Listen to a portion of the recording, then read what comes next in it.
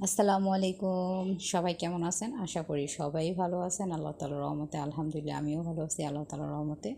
তো আমি আজকে ঘরে তৈরি করব ডিম মশলা। ডিম মশলার জন্য আমি এখানে ধনিয়া পাতা কুচি নিয়েছি, একটা কাঁচামরিচ কুচি, একটা গাজর আর একটা শসা কুচি, আর সাথে নিয়েছি 2টা পেঁয়াজ কুচি।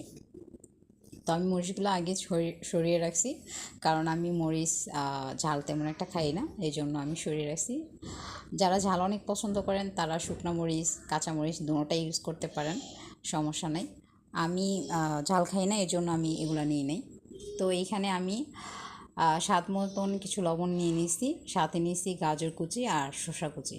তো এগুলাকে আমি ভালো করে মিক্স করব। এখন মিক্স করলে এগুলা কি মানে মিক্স করব এরকমভাবে যেন নরম হয়ে যায়, সফট হয়ে যায়।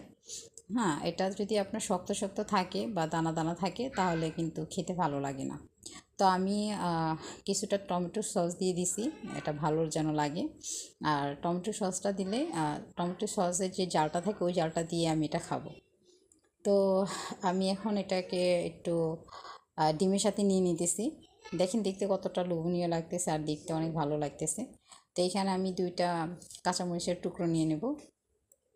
এটাও এই কাঁচামরিচের টুকরো নিয়েছি, এটাও আমি খাবো না, এটা আরেকজনের, এটা আমি খাবো না। আমি মানে টোটালি এইখানে আপনাদের এই তেঁতুলের যে সস আছে, এই তেঁতুলের সসটা কিন্তু আপনাদের লাগবেই, কারণ এটা তেঁতুলের সস ছাড়া ভালো লাগবে না খেতে, শুধু টমেটো সস দিয়ে খেতে পারবেন না। আমি এখানে আমার জন্য যেটা নিয়েছি এটা আমি ডিমের মশলা নিয়েছি, আর নিব এখানে তেঁতুলের সস, কারণ তেঁতুলের সসটা দিলে অনেক ভালো লাগে। দেখেন দেখতে কিন্তু অনেক ভালো লাগতেছে, খেতে অনেক মজা। আপনার বাসায় ট্রাই করবেন। সবাই ভালো থাকবেন, আল্লাহ হাফেজ।